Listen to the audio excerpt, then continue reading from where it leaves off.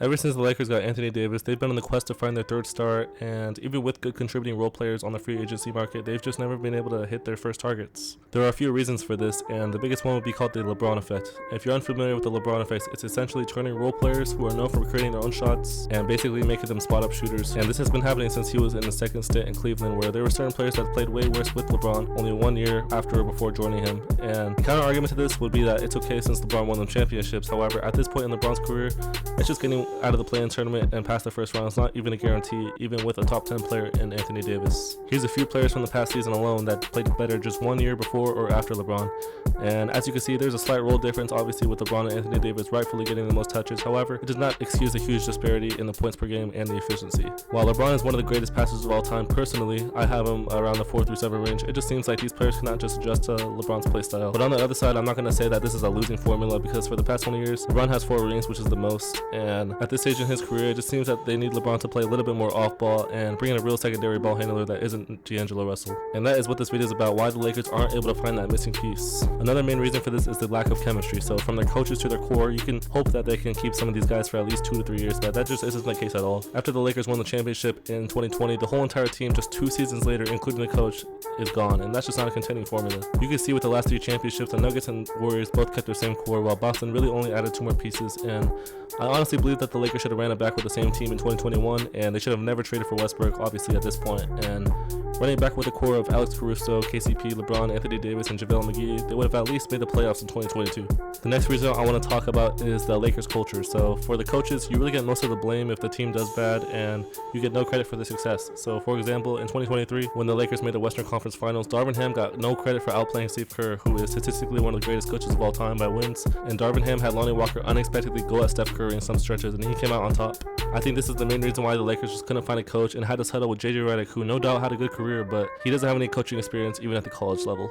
There's absolutely no job security with being the head coach of the Lakers. Now, I want to get to the next point, and this may be a surprise to a lot of you that haven't heard the story, but for those who have, let me know if this is a stretch. So as you all know, the Lakers majority stock owner Jerry Buss has died and passed away in 2013. He basically gave the keys to his daughter Jeanie Buss, who is still there, just not as an owner, but as a president of the basketball operation. Jeanie's brother, who was first in charge of it, however, there's some turmoil between them two, and he ultimately couldn't keep the job, so Jeanie took over. But that's besides the point.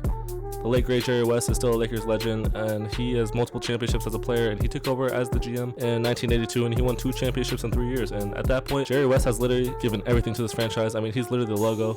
And the greatest coach of all time, Phil Jackson, was coaching the Lakers at the time when he was there.